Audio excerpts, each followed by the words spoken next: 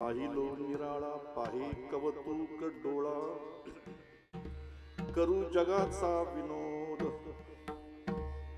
करू जगाचा विनोद, डोळा पाहून या छंद, भुललिया संसारे, भुललिया संसारे, आली डोळियासी माझे रे, तुका म्हणे माथा, तुका म्हणे माथा कोणी नुचली सर्वथा, करू जगाचा विनोद, डोळा पाहून या छंद, पांडुरंगा करू प्रथम नमन, पांडुरंगा करू प्रथम नमन, पांडुरंगा करू प्रथम नमन, पांडुरंगा करू प्रथम नमन, दुसरे चरणा संताचे, दुसरे चरणा संताचे, कृपादाने कथेचा विसारू, कृपादाने कथेचा विसारू, कृपादाने कथेचा विसारू, कृपादाने कथेचा विसारू, बाबाजी सद्गुरु दास तुका, बाबाजी सद्गुरु दास तुका, बाबाजी सद्गुरु दास तुका.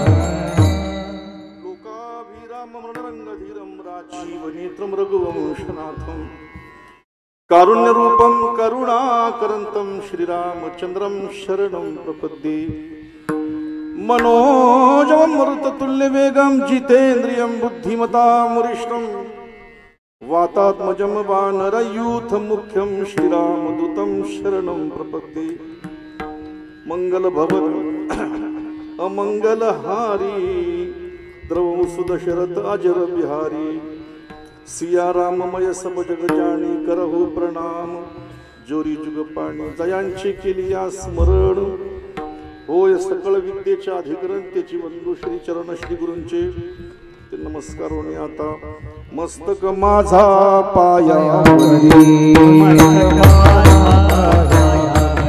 मस्तक माझा पायावरी, मस्तक माझा पायावरी, वार करी संतांचा, वार करी संतांचा, वार करी संतांचा, वार करी संतांचा, या वार करी संतांचा, वार करी.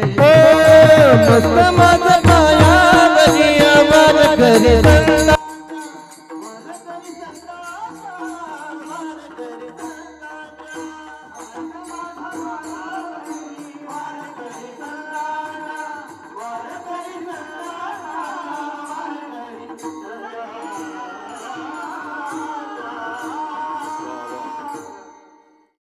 सद्गुरु तुकया ज्ञानदीपा, नमो सद्गुरु सच्चिदानंद रूपः, नमो सद्गुरु भक्त कल्याण मूर्ती, नमो सद्गुरु भास्करा पूर्ण कीर्ती, राहिलो निराळा पाहे कवतुक डोळा, करू जगाचा विनोद, डोळा पाहून या छंद, विठ्ठल विठ्ठल.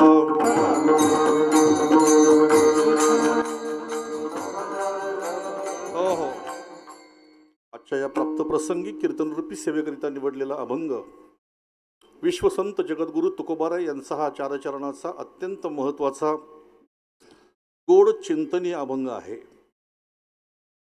या अभंगामध्ये जगद्गुरु तुकाराम महाराज अत्यंत महत्त्वाचा विषय जगासमोर मांडतात.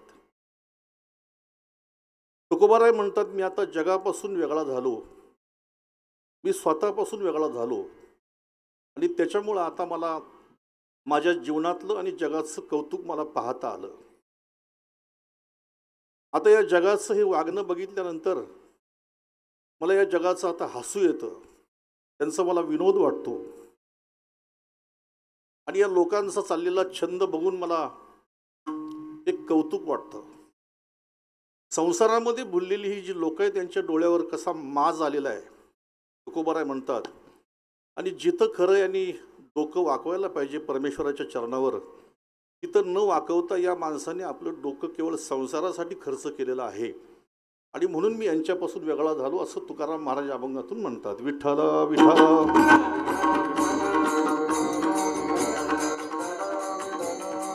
हो, खरं सुरुवातीलाच अभंगाचा पूर्ण अर्थ याच्याकरता सांगून मोकळा झालो. सगळा अभंग आज काही सांगून होणार नाही याची आपल्याला सर्वांना कल्पना आहे.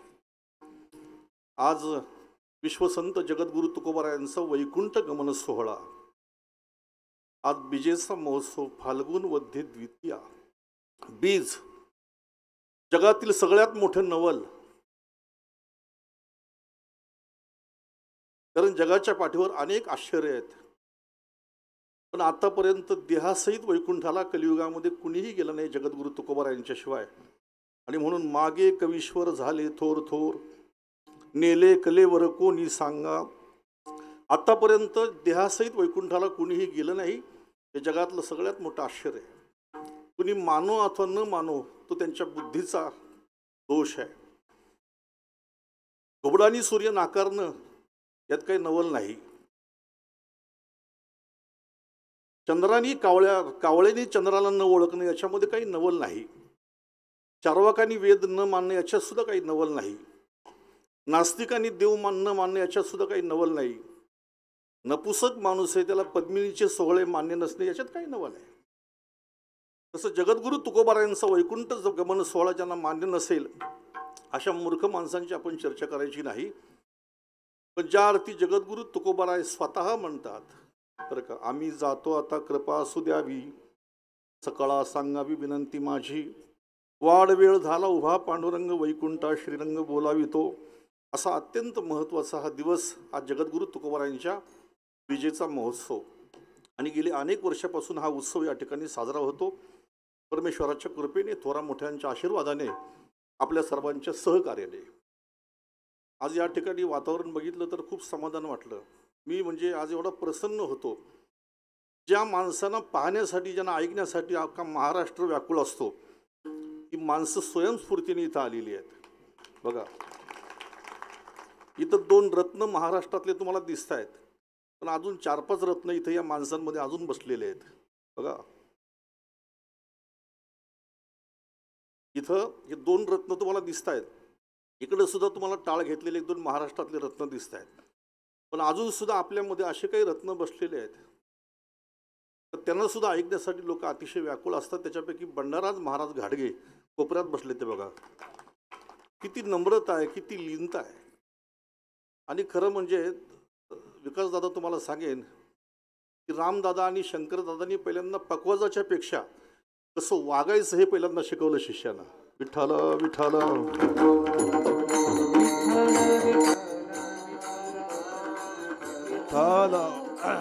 हो, कितीतरी मुलं या ठिकाणी बसलेली आहेत, हे ऐकण्यासाठी या ठिकाणी आलेले आहेत. असो, तेव्हा आजचा या ठिकाणचा हा बीजेचा महोत्सव आहे. आज जगद्गुरु तुकाराम महाराजांचं चरित्र आपल्याला या ठिकाणी जाणून घ्यायचं अल्पसं. तुकाराम महाराज समजून घ्यायचे आहेत आपल्याला. आता तुकाराम महाराज समजून घ्यायचे म्हणजे नक्की कसे घ्यायचे? लौकिकातून घ्यायचे की तुकाराम महाराज अलौकिक दृष्टीने समजून घ्यायचे, हाही प्रश्न आहे. कारण तुकोबारायांना समजून घेण्यासाठी आपलं आयुष्य जरी आपण खर्च केलं तरी सुद्धा तुकाराम महाराज कळणं शक्य नाही.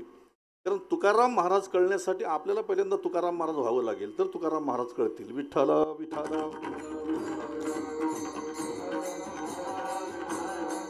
हो, आपण फक्त लौकिक दृष्टीने तुकाराम महाराजांच्याकडे पाहतो आतापर्यंत, बरं का. आणि म्हणून साधूचं चरित्र हे 2 प्रकारचं असतं. एक साधूचं चरित्र असतं गौण चरित्र, आणि दुसरं साधूचं चरित्र असतं मुख्य चरित्र.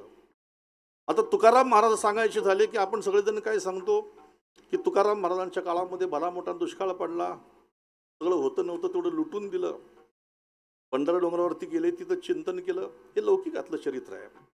पण अलौकिक तुकाराम महाराजांचं जर आपण चरित्र बघितलं, मला सांगा, दुष्काळ कितीतरी लोकांच्या जीवनामध्ये पडला, संकट कितीतरी माणसांच्या जीवनामध्ये आली, आतापर्यंत किती मोठमोठ्या आपत्त्या लोकांच्या जीवनामध्ये आल्या, पण आलेल्या संकटातून वैराग्य किती लोकांना निर्माण झालं हे सुद्धा पाहणं गरजेचं आहे ना.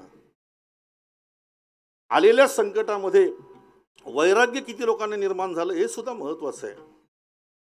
लक्षात ठेवा, तुकोबारायांच्या वैराग्याचा विचार केला तर धगधगीत ज्वाळ अग्नी जैसा, असं प्रखर वैराग्य तुकाराम महाराजांचं जर पाहिलं तर याचा विचार करताना आपल्याला असं वाटतं, भाऊ, की तुकाराम महाराजांची ही एका जन्माची साधना नाही, ही अनेक जन्माची साधना आहे. मागे बहुत जन्मी हेची करीत आलो आम्ही. आम्ही अनेक जन्म साधना केल्यामुळे आमच्या अंगामध्ये हे तीव्र वैराग्य बांधलेलं आहे, तुकाराम महाराज म्हणतात. आणि म्हणून एक गोष्ट प्रामुख्याने लक्ष देऊन ऐका. तुकाराम महाराजांच्या जीवनाकडे आपण बघितल्यानंतर आपल्या लक्षात येतं की हा साधू जो आहे, कधी कधी म्हणतो मी साधक दशेतून संत झालो, आणि कधी कधी तुकाराम महाराजांची भाषा जर बघितली तर ते म्हणतात मी अनादी काळापासून भक्तीचे संस्कार घेऊन आलेलो आहे. बरं का, चिंतनाचा विषय आहे. तुकाराम महाराजांच्या जीवनाकडे बघितल्यावर आपल्याला सुद्धा प्रश्न पडतो की यांचं साधुत्व आहे तरी कसं काय. साधूचे प्रकार दोन आहेत. एक साधू असतो त्याला म्हणतात साधन सिद्ध साधू, आणि दुसरा साधू असतो त्याला म्हणतात अजान सिद्ध साधू. हे दोन प्रकार असतात साधूमध्ये. एक साधू साधन सिद्ध साधू आणि दुसरे अजान सिद्ध साधू. मग आता साधन सिद्ध साधू म्हणजे कोण? जन्माला आला, ज्ञानी पुरुषांचा संग घडला, त्यांच्याकडून श्रवण घडलं, आणि श्रवण करता करता अंतकरणातलं मुमुक्षुत्व जागं झालं, आणि आता साधना करता करता त्याच्यामध्ये साधुत्व आलं, त्याला म्हणतात साधन सिद्ध साधू. आणि दुसरा जन्माला आल्यानंतर ज्ञान घेऊनच जन्माला येतो. तै दशेची वाट न पाहता वैसेची या गावाने येता, बालपणीचं सर्वज्ञता वरी तया ते. जरा ध्यान देऊन ऐका. या एक आहे साधना करून संत, आणि दुसरा जन्माला आल्याबरोबर त्याच्यामध्ये साधुत्वाची लक्षणं आपल्याला पाहायला मिळतात. बरं का, आता तुम्हाला उदाहरण जर सांगायचं झालं, उदाहरण आपल्या सर्वांना, जर तुम्ही पूर्व दिशेला सकाळी उठल्यावर बघितलं, सकाळी 6-6:30 वाजता जी माणसं उठतात, मी त्यांच्यासाठी बोलतोय, बाकीच्यांसाठी नाही बोलत. सकाळी 6 वाजता तुम्ही उठून पूर्व दिशेकडे बघितलं तर तुम्हाला पूर्व दिशेकडे पहिल्यांदा सूर्य दिसत नाही, सूर्याचा प्रकाश पहिल्यांदा दिसतो. सूर्य नंतर दिसतो, सूर्याचा प्रकाश आधी दिसतो. माऊली श्री ज्ञानोबा म्हणतात मोठकी देहाकृती उमटे, निज ज्ञानाची पाठ फुटे, सूर्यापुढे प्रगटे प्रकाश जैसा. सूर्याच्या अगोदर जसा प्रकाश दिसतो आणि नंतर सूर्याचं दर्शन होतं, तसं अजान सिद्ध साधू हा येताना ज्ञान घेऊनच जन्माला येतो. आणि म्हणून 1400 वर्षे जगलेले चांगदेव ज्ञानोबारायांचं वर्णन करताना म्हणतात मी खूप साधू पाहिले, पण ज्ञानोबारायांकडे पाहिल्यानंतर माझ्या एक गोष्ट लक्षात आली, हे जन्माला आल्यानंतर ज्ञानी नाही, हे जन्माला येण्याच्या अगोदरच ज्ञानी आहे. ऐका ऐका. उपजताच ज्ञानी हे वर्म जाणो,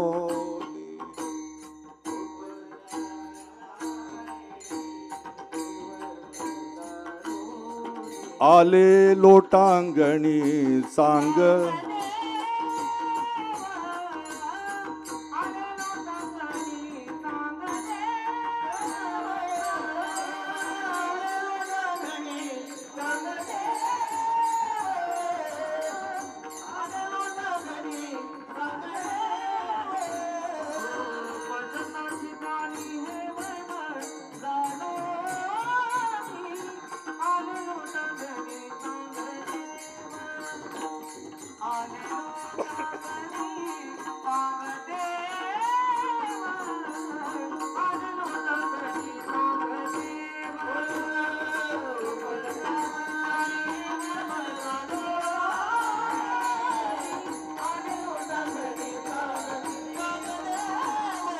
आले लोटांगणी चांगल.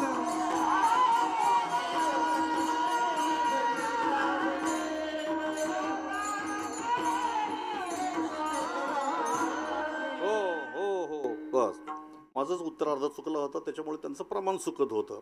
आले लोटांगणी सांगदेव. ज्ञानोबा हे जन्माला येण्याच्या पूर्वीच ज्ञानी, तै दशेची वाट न पाहता वैसेची गावाने येता, बालपणीचं सर्वज्ञता वरी तया ते. आता तुम्हाला आणखी एक दुसरं उदाहरण सांगतो की उपस्थित ज्ञानी कसे असतात, त्याच्यापैकी एक उदाहरण आपल्या सर्वांना माहिती असेल. एक हस्तमलक नावाचे संत, हस्तमलकाचं शंकराचार्यांचं चरित्र बऱ्याच जणांना माहिती आहे. हे हस्तमलक जन्माला आले एका घरामध्ये. आल्यानंतर जन्माला आल्यानंतर ते रडले नाही, हसले नाही, कोणाशी बोलले नाही, कोणामध्ये खेळले नाही, कोणाच्या संगतीत नाही. आणि त्याच्यामुळं आईवडिलांचा असा निष्कर्ष हा मूर्ख मुलगा आहे म्हणून. तर सध्याच्या काळामध्ये जो चांगलं जास्त बोलतो त्याला लोक शहाणं म्हणतात, बरं का. जो कमी बोलतो तो लोकांच्या दृष्टीने वेडा आहे, मूर्ख आहे. हस्तमलकाच्या आईवडिलांनी विचार केला की असला मुलगा देवाने दिला असेल, का दिला असेल, आपल्याला काय म्हणून दिला असेल, आणि म्हणून हा नसलेला बरा आहे. म्हणून एक दिवशी आचार्य चालले होते. आचार्यांना त्यांनी बोलावून घेतलं, सांगितलं, आचार्य, भगवंताने आम्हाला एक मुलगा दिलेला आहे, आमची कूस पवित्र केलेली आहे, पण हा मुलगा आमच्या काही कामाचा नाही, आणि म्हणून हा मुलगा तुम्ही घेऊन जा. ज्यावेळी आचार्याने हस्तमलकाकडे बघितलं, तुम्हाला आणखी एक गोष्ट सांगतो, साधूला ओळखण्यासाठी दृष्टी सुद्धा साधूची असावी लागते. त्या असल्या विटाळलेल्या दृष्टीने साधू कळत नाही. या बाई, या विठ्ठल विठ्ठल.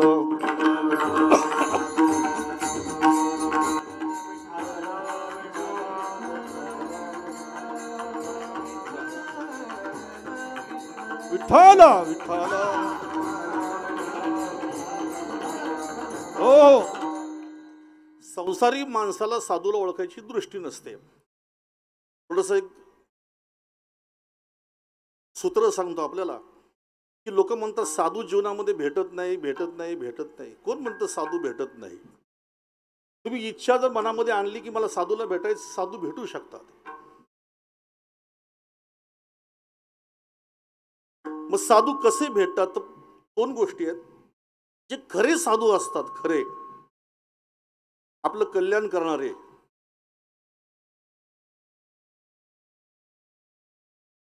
जे तत्स्वरूपाला प्राप्त होऊन बोध घेऊन जगामध्ये फिरणारे जे संत आहेत, हे जे संत असतात ना, हे जगाला स्वतःचा परिचय करून देत नाही मी संत आहे म्हणून.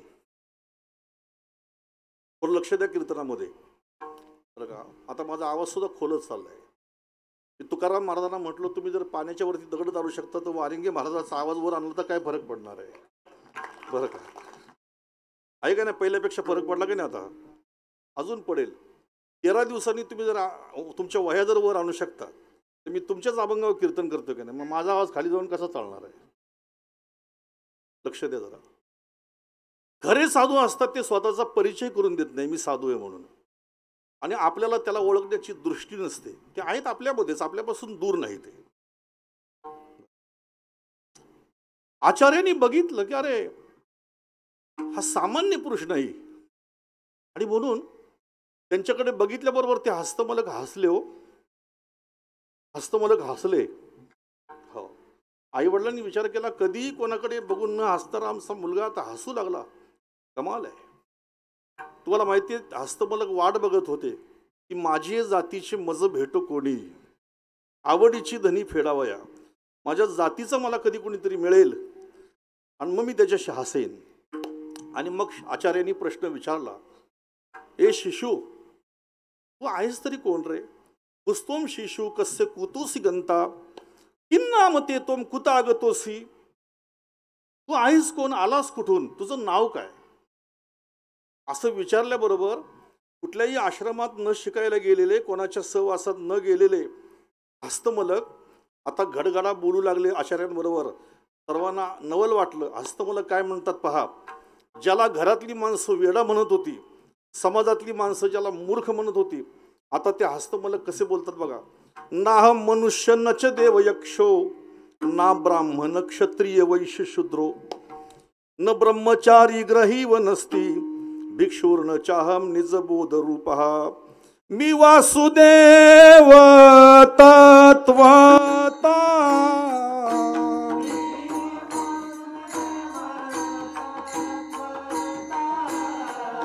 कळो येईल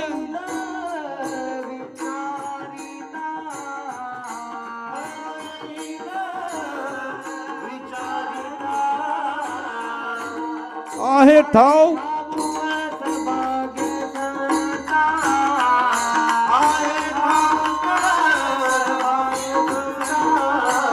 नाही तुझाणिक मागुता गा.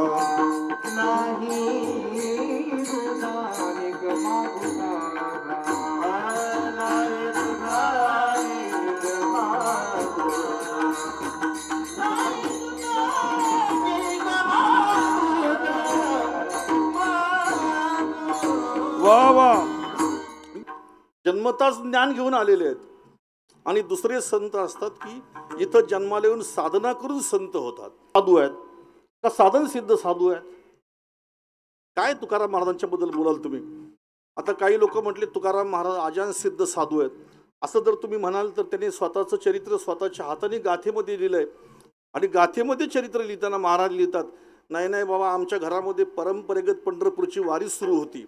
ते वारीचे संस्कार माझ्यावर झाले. लोकांचे वडील त्यांच्या मुलांना क्रिकेटचं सामान, त्यांना गोट्या, त्यांना भोवरा, त्यांना विटी दांडू, त्यांना मोबाईल, त्यांना वाटेल ते आणून देतील. पण आमच्या वडिलांनी मला काय दिलं? उपवास पारणे राखील.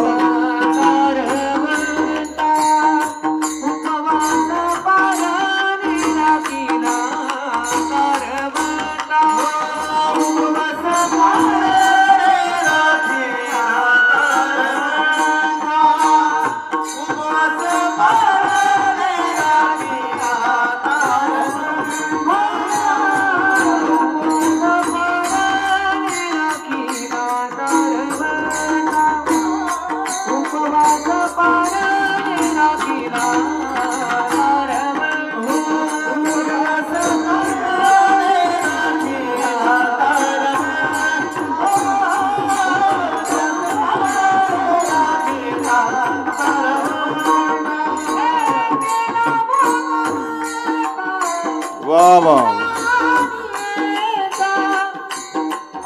आम्हाला की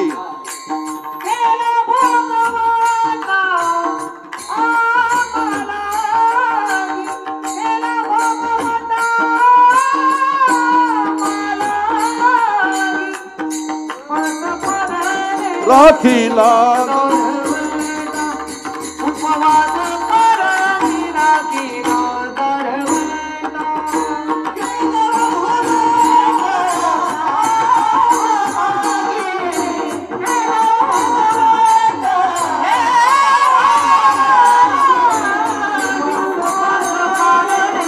राखीला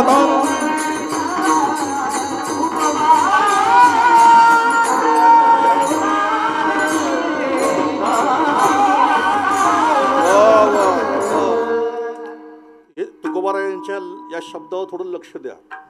ते म्हणतात, मी जर श्रीमंताच्या बापाच्या घरी जन्माला आलो असतो बरं का, तरी मला जास्तीत जास्त काय दिलं असतं? 1.25 लाखाचा मोबाईल घेऊन दिला असता.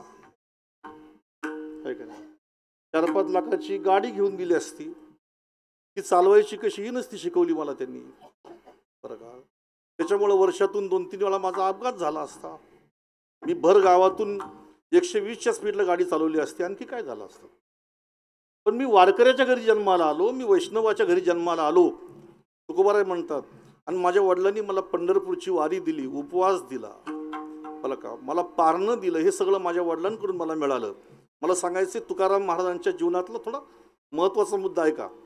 ते म्हणतात, पहिले आमच्या देऊच्या मंदिरामध्ये जी कीर्तनं व्हायची ना, त्या कीर्तनामध्ये मी टाळकरी पूर्वीचा पुढे गाती त्यांचे धरी येले ध्रुवपद, जे पुढे म्हणायचे त्यांच्या मागं मी त्यांची उत्तरं मागत प्रमाणे म्हणायचो त्यांच्या मागं. म्हणून ज्याला भविष्यामध्ये कीर्तनकार व्हायचे त्याने आधी दुसऱ्यांच्या कीर्तनात टाळ घेतला पाहिजे. दुसऱ्याच्या कीर्तनामध्ये टाळ घेतल्याशिवाय कीर्तनकार होता येत नाही. म्हणून तुकोबाराय म्हणतात, पुढे जी माणसं म्हणायची त्यांच्या मागे मी त्यांची उत्तरं बरं का. बरं, ती प्रमाणे म्हणता म्हणता काही पाठ केली संतांची उत्तरे, विश्वासे आदरे करून या, तुकाराम महाराज म्हणतात. म्हणजे मी आता संत झालो, हे थोरा मोठ्यांचं श्रवण करून संत झालो असं तुकाराम महाराज म्हणतात. म्हणजे तुकाराम महाराज कुठले संत आहेत? साधन सिद्ध. परत तुम्ही आता असं जर म्हणाल तर परत त्यांची कैलासची भाषा कशी आहे ते म्हणतात, ऐका, जरी आम्ही तुम्हाला म्हणत असलो की आम्ही साधन सिद्ध संत आहेत, तरी तुम्ही तेच धरून बसू नका. आम्ही इथले तिथले नाही, आम्ही कुठले आहेत? आम्ही वैकुंठवासी अनुयाची कारणाची हनुदे जनुती सतभावे वाटया वैकुंठवासी अनुयाची कारणाची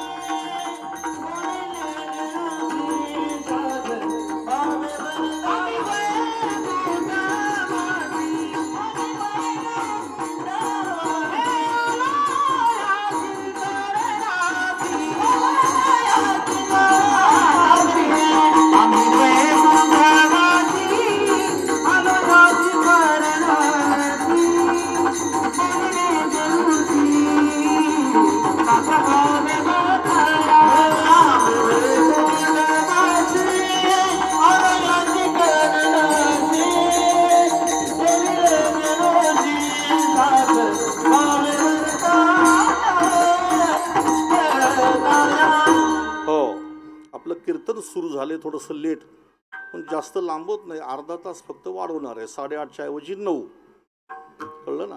खूप लांबून लांबून मंडळी या ठिकाणी आलेली आहे, त्यांना सुद्धा जायचं आहे. 8:30 वाजता कीर्तन संपेल म्हणून ती लांबून आलेले आहेत बरं का. महेश भाई सुद्धा सगळी कामं बाजूला सोडून या ठिकाणी आलेत. भिवंडीहून काही मंडळी या ठिकाणी आलेली आहेत. मी सर्वांना सांगेन फक्त थोडा वेळ थांबा बरं का, कारण तुम्ही आता कीर्तनाचा आस्वाद घ्या आणि तुकाराम महाराजांचा प्रसाद घ्या आणि मग आपल्या मार्गाला तुम्ही लागा. विठ्ठल विठ्ठल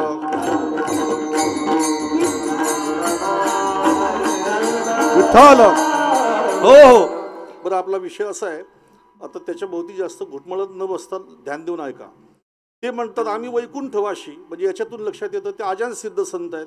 आणि इथं म्हणतात मी साधना करून संत झालो. मग आता याचा विचार कसा करायचा, तर याचा विचार आपल्याला असा करता येईल की तुकाराम महाराज हे आजान सिद्ध संत आहेत, परंतु त्याने कल्पित साधक दशेचा स्वीकार केलेला आहे. काय बोललो, लक्ष देऊन ऐका. या जगाला साधक दशा कळावी, गुरु शिष्य परंपरा कळावी बरं का, ज्ञानार्जन कसं करायचं जगाला कळावं, आणि म्हणून त्याने कल्पित साधक दशेचा स्वीकार केलेला आहे. जसं मर्यादा पुरुषोत्तम प्रभू श्री रामचंद्रांनी वशिष्ठाकडे जाऊन ज्ञानार्जन केलं. गुरु ग्रह गये पठण रघुराई, अल्पकाल विद्या सब आई. आणि म्हणून तुकाराम महाराजांचं जीवन हे अत्यंत अलौकिक जीवन आहे बरं का. सुरुवातीच्या काळामध्ये तुकोबारायांच्या जीवनामध्ये आलेले घोर प्रसंग जर आपण बघितले, तर त्याही प्रसंगामध्ये परिस्थिती बदलली तरी अंतकरणाची स्थिती मात्र कुठेही ढासळू दिली नाही. ते तुकाराम महाराजांनी जीवनामध्ये येणारा प्रत्येक प्रसंग माझ्या परमेश्वराची कृपा त्यांनी मानली. यालाच म्हणतात परमार्थ. परमार्थ म्हणजे काय हो, अंतकरणाची स्थिती कायमस्वरूपी तशीच्या तशी राखून ठेवणं, यालाच परमार्थ म्हणतात. विठ्ठल विठ्ठल हो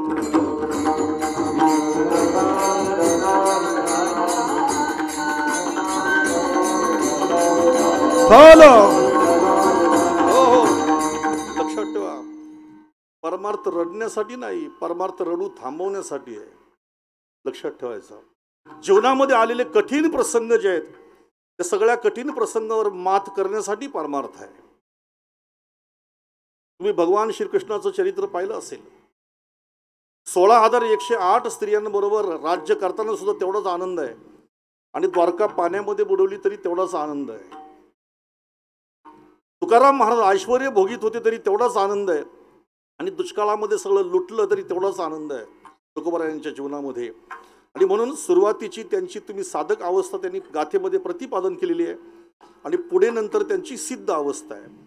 त्या सिद्ध अवस्थेमध्ये जेव्हा तुकाराम महाराज पोचले, सिद्ध अवस्थेपर्यंत जेव्हा ते पोचले, तेव्हा पोचल्यानंतर तुकाराम महाराज म्हणतात आता मी काय केलं, आता मी सिद्ध अवस्थेमध्ये पोचल्यानंतर असं ठरवलं की आता मात्र आपण या जगाचं कौतुक बघायचं आणि आपल्या स्वतःच्याही झालेल्या आत्तापर्यंतच्या जीवनाचं कौतुक बघायचं.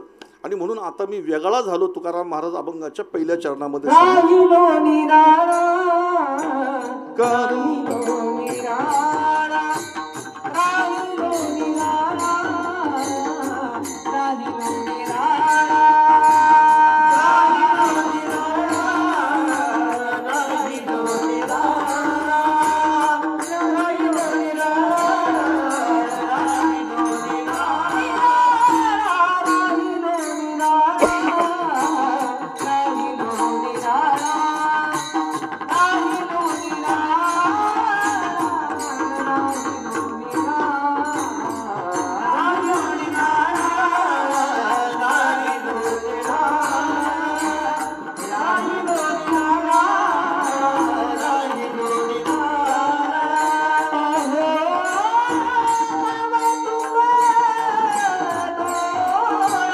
क्या बात आहे.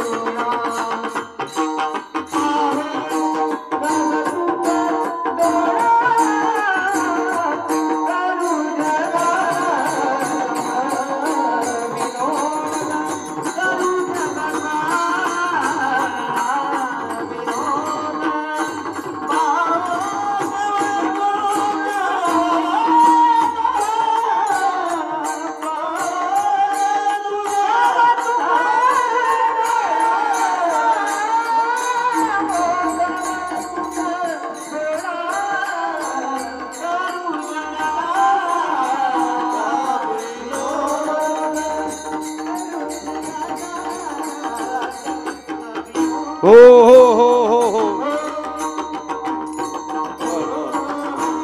तुकोबाराय म्हणतात आता मी निराळा झालो. निराळा झालो म्हणजे वेगळा झालो. आता ही भाषा फक्त तुकोबारायांच्या मुखात शोभते. मी वेगळा झालो. लक्षात ठेवा. मोठ्या माणसांचे जे शब्द असतात ना ते अर्थभरित शब्द असतात. लक्षात ठेवा. मोठ्या माणसांचे शब्द हे अर्थभरित असतात. कोण म्हणतं निराळा झालो? तुकाराम महाराज म्हणतात मी निराळा झालो. याच्यावर मला एक गोष्ट आठवली भाई. सावरकरांचं एक पुस्तक आहे.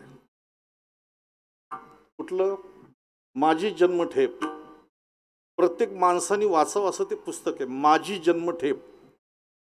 आता माझी जन्मठेप हे सावरकरांनी जेव्हा पुस्तक लिहिलंय आवर्जून वाचण्यासारखं पुस्तक आहे. पण सावरकरांच्या आधी कुणाला जन्मठेप झाली नाही का? झाली नाही कुणाला. त्याच्यानंतर झाली नाही का कुणाला जन्मठेप? झाली. सावरकरांच्या काळात सुद्धा कितीतरी माणसं जन्मठेप भोगीत होते. पण सावरकरांनी स्वतःच्या जन्मठेपेविषयी लिहावं. माझी जन्मठेप. ते माझी जन्मठेप असं म्हणतात. त्याच्यामध्ये काहीतरी विशेष आहे. ते म्हणतात इतर लोकांच्या जन्मठेपीपेक्षा माझी जन्मठेप वेगळी आहे. बाकीचे कैदी आहेत पण आम्ही जरी कैदी असलो तरी आमचे पुतळे उभारले जाणार आहेत. बरं का. आम्ही जरी कैदी असलो तरी आमचे पुतळे उभारले जाणार आहेत. म्हणून त्यांच्यासोबत सजा भोगणाऱ्यांना सावरकर सांगायचे चिंता करू नका. बरं का. आपण इथं आलोय देशासाठी इथं आलोय आपण. त्यामुळे इथून जरी तुम्ही सुटला तरी तुम्ही इतिहास घडवणार आहात आणि मेला तर तुमचे पुतळे निर्माण होणार आहेत. म्हणून चिंता करू नका. काही काही शब्द हे कोणाच्याही मुखामध्ये शोभत नाही.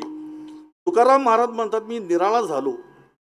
बरं का. या संसारापासून मी आता वेगळा झालो असं तर म्हणतातच तुकाराम महाराज. आता संसाराशी माझा काही संबंध राहिलेला नाही का? त्या संसाराचं वर्म आम्हाला कळलं. तुका म्हणे त्याचे कळले आम्हा वर्म जे जे कर्म धर्म नाशिवंत. या संसाराचं वर्म कळल्यामुळं आता या संसारापासून आम्ही वेगळे झालो. आणि त्याच्याही पेक्षा जर विचार करायचा झाला तर या देहापासून सुद्धा आता आम्ही वेगळे झालो. तुकाराम महाराज म्हणतात विठ्ठला विठ्ठला.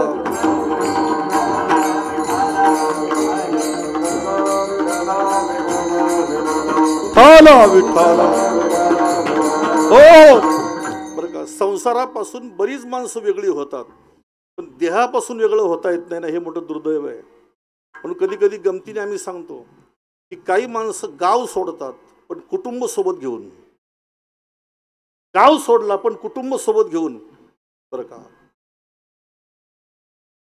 काही लोकांनी कुटुंब सोडलं बायको सोबत घेऊन. ऐकताय ना. काही लोकांनी गाव सोडले कुटुंब घेऊन आमच्यासारखे. बरं का. काही लोकांनी कुटुंब सोडलं बायको सोबत घेऊन. अजून पुढे ऐका.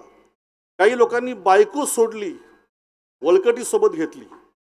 काही लोकांनी वळकटी सुद्धा सोडली पण मी नाही सोडला. विठ्ठला विठ्ठला.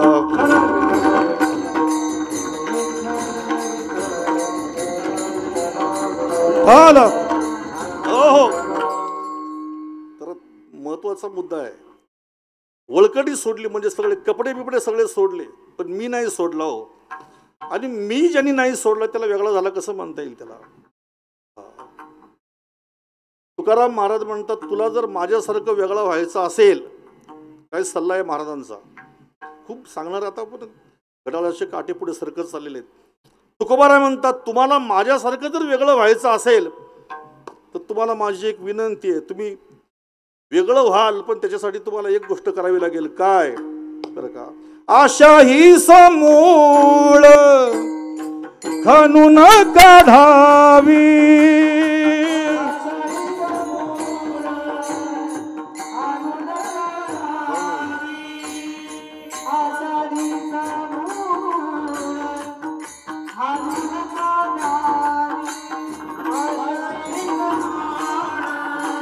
खणून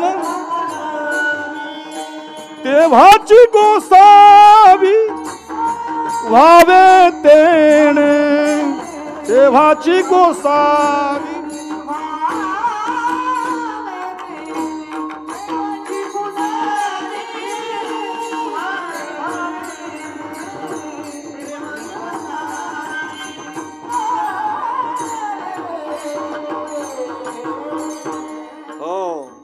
तुम्ही संसारापासून वेगळे झालात बरं का. ज्या दिवशी तुम्ही तुमचा मोबाईल घरी ठेवून जाल, मी तुम्हाला साधू मानीन, तुकोबाराय म्हणतात बरं का.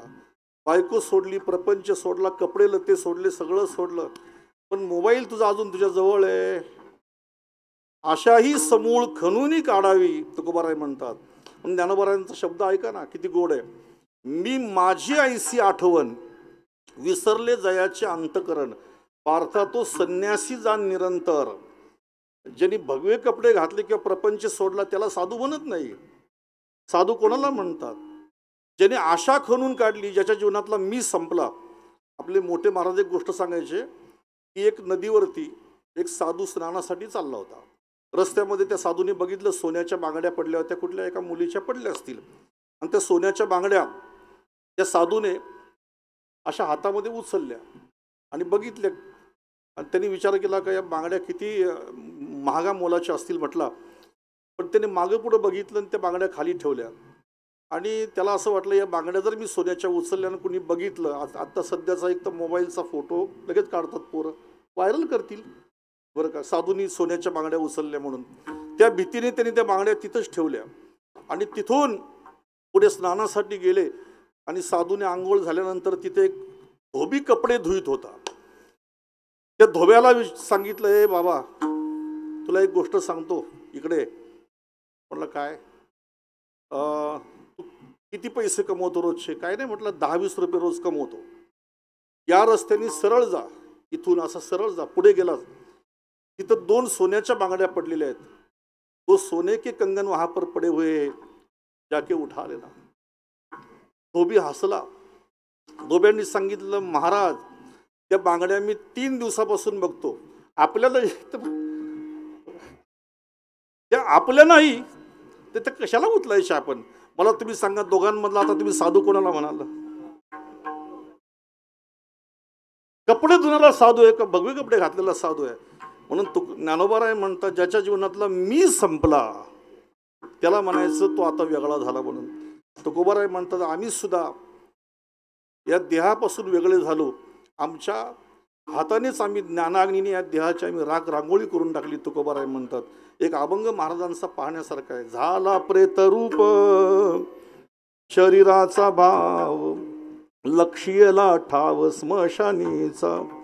आणि दुसरी गोष्ट, या स्थितीपर्यंत आम्ही पोचलो बरं का, याचं आम्हाला खूप मोठं कौतुक वाटतं. एक वाक्य सांगतो आजच्या कीर्तनामध्ये, माणसाने इतकं चांगलं वागावं की आपल्या वागण्याचं जगाला सोडा, पण स्वतःला कौतुक वाटावं.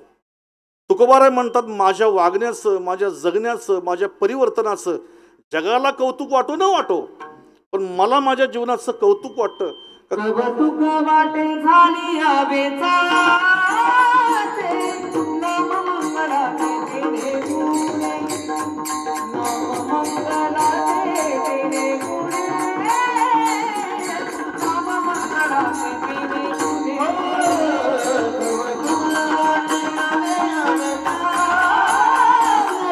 नाम मंगळाचे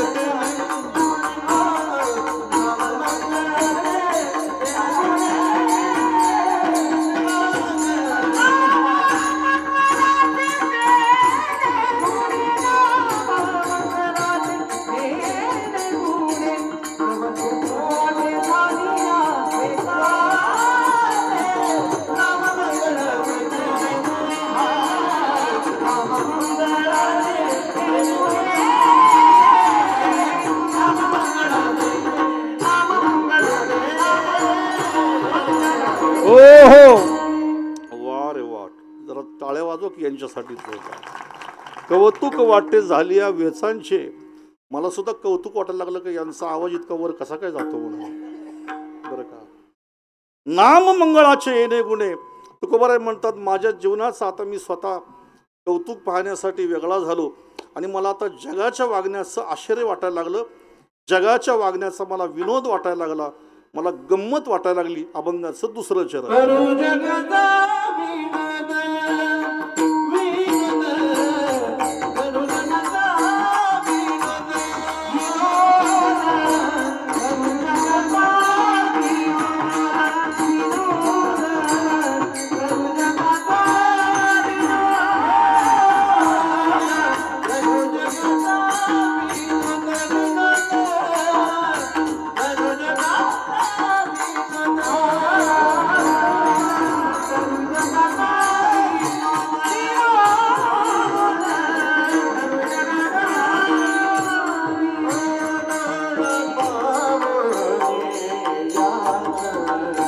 वा बाबा,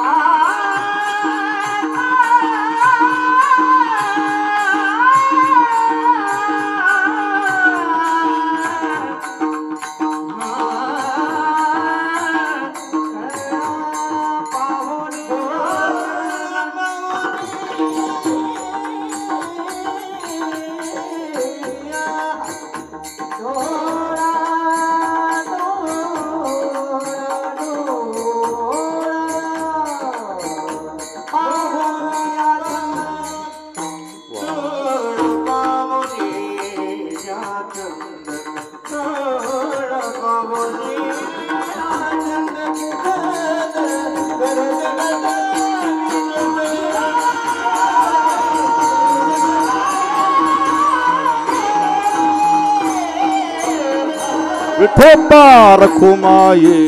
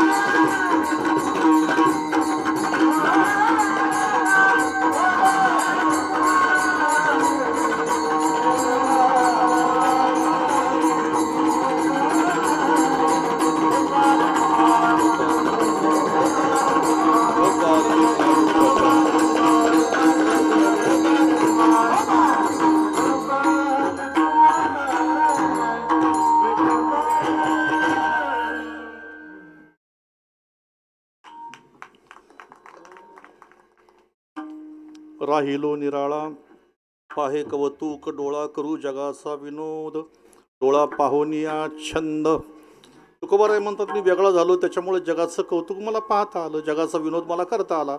मग काय जगाची गंमत आहे?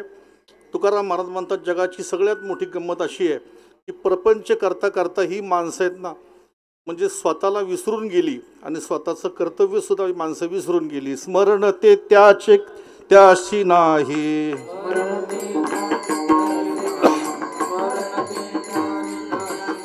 आजन तरी देखे गुंतले प्रपंचे.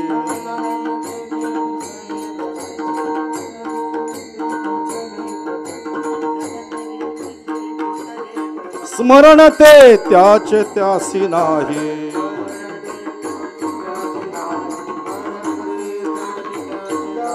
हो हो जन तरी देखे गुंतले प्रपंच, स्मरण ते त्याचे त्यासी नाही.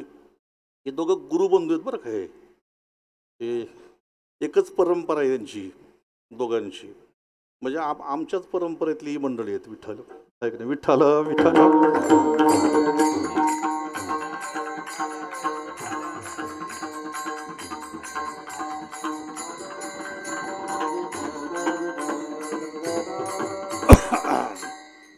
तुकोबाराय म्हणतात ही माणसं संसारामध्ये इतकं दुःख भोगतात बरं का, पण किंचित सुख मिळालं का ही माणसं डोंगरा एवढं दुःख विसरतात, याचं आम्हाला कौतुक वाटतं. आणि म्हणून संसार करता करता या लोकांनी यांच्या डोळ्यामध्ये कशा प्रकारचं बरं का आंधळेपणा घातलेला आहे आणि कशा प्रकारचं यांच्या डोळ्यावरती अंधार आलेला आहे हे तुकाराम महाराज पुढे सांगतात. आणि म्हणून बोलली या संसारे डोळा आली डोळियासी माझी रे. आणि जिथं यांनी खरं म्हणजे डोकं झुकवलं पाहिजे परमेश्वराच्या चरणावर तिथं झुकवत नाही आणि आपली बुद्धी आपलं मस्तक प्रपंचामध्ये खर्च केल्याशिवाय राहत नाही. अभंगाचं शेवटचं चरण.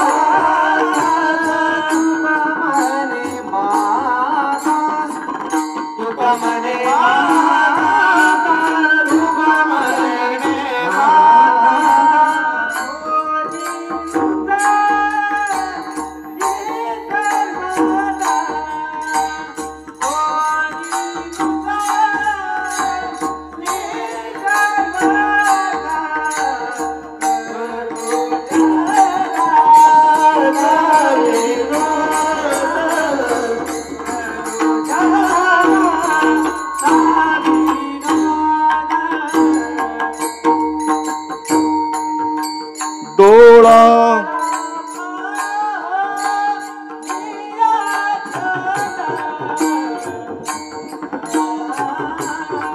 हो हो थांबा जरा, वाजवा. भैरवी शेवटची कीर्तन संपलं आता. पण ज्या मंडळीने या ठिकाणी स्वतःहून स्वयंस्फूर्तीने या कार्यक्रमात आलेले आहेत, आज मला सुद्धा वाटतं की त्यांना थोडीशी संधी मिळावी बरं का.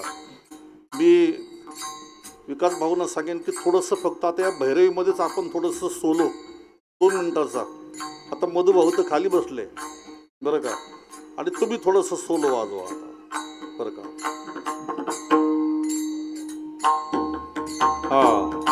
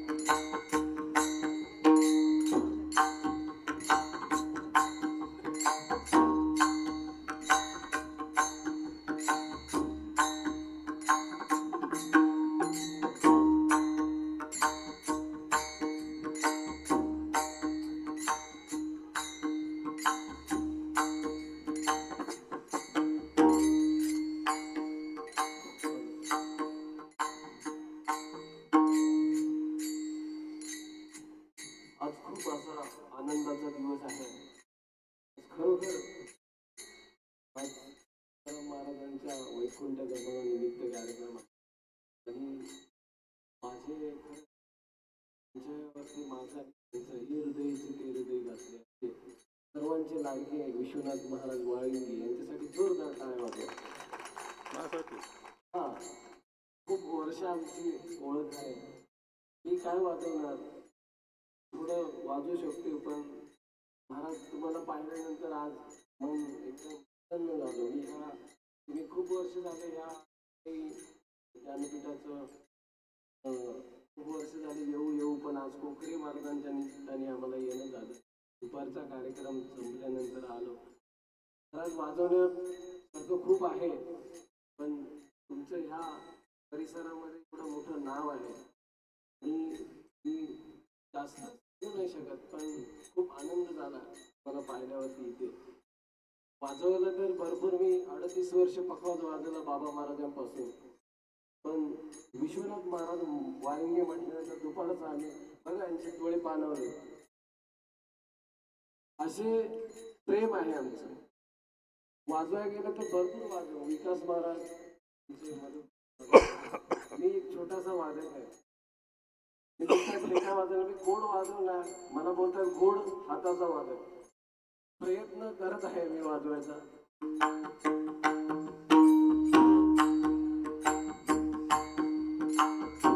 बरेच लोक वाजवत असतात. आता हे तर रत्न आहे तर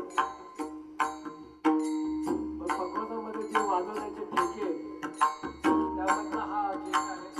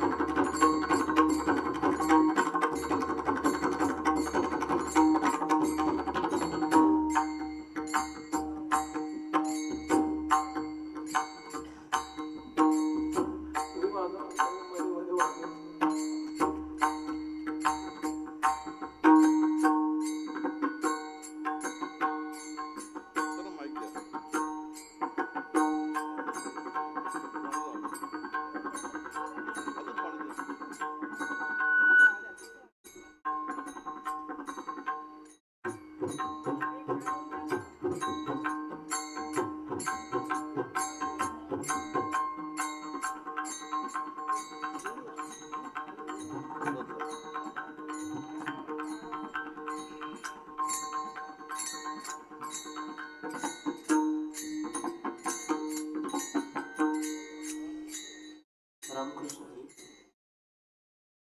महाराज 4 दिवसापूर्वी नाव ऐकतो बसले त्यांना प्रणाम करतो आणि मधुबा गुरुजी आणि माझं भाग्य समजतो मोठ्या लोकांसमोर मला वाजवायला मिळतं. बाबांचं प्रेम आहे वाद आहे म्हणून त्या ठिकाणी एवढ्या लांबून प्रेमासाठी केलं तरी थोडासा प्रयत्न करतो. एक रचना आहे श्री तुकोबारायांचा वैकुंठ गमन सोहळा आहे. रचनेतून मी काम करतो तुकोबाराया.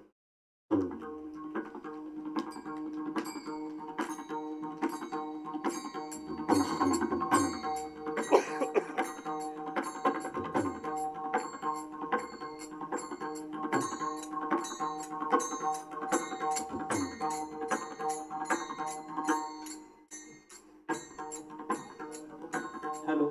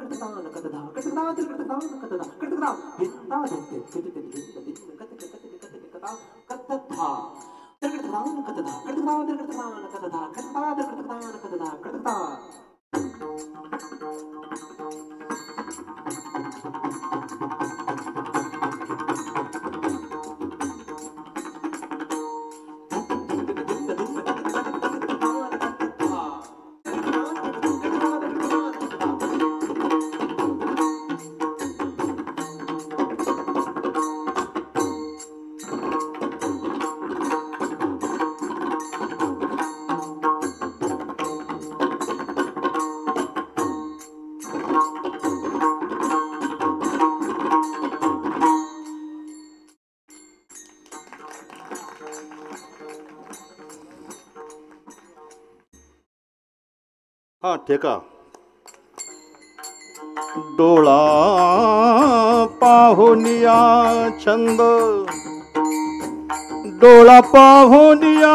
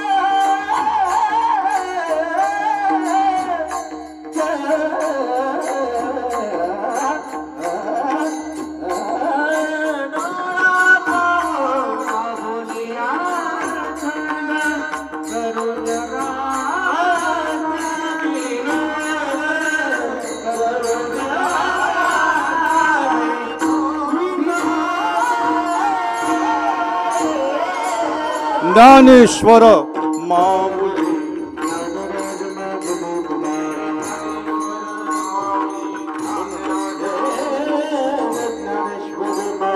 दोन मिनिटं.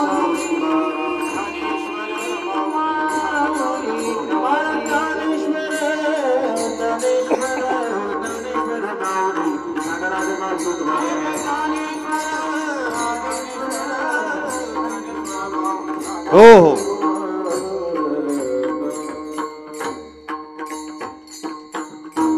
कीर्तनाची सेवा संपवलेली आहे. इको जरा कमी कर बाळा.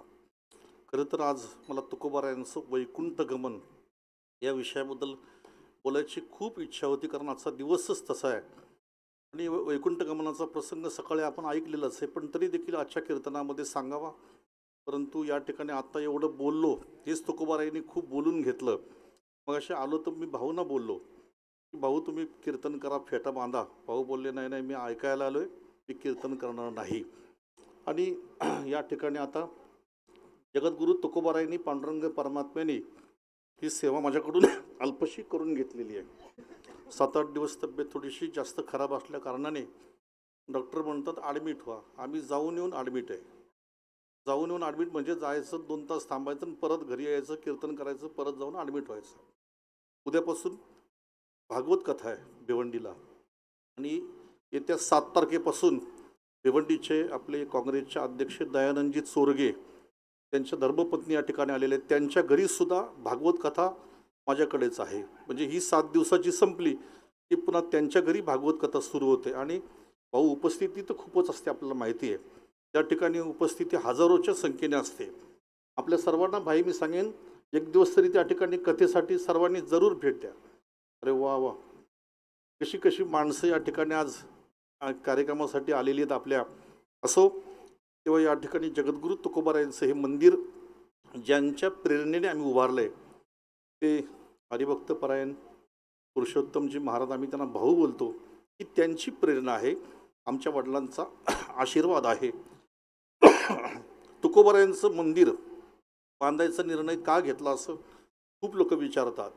त्याचं कारण आहे, तुकोबारायांच्या जीवनामधून खूप काही गोष्टी शिकण्यासारख्या आहेत.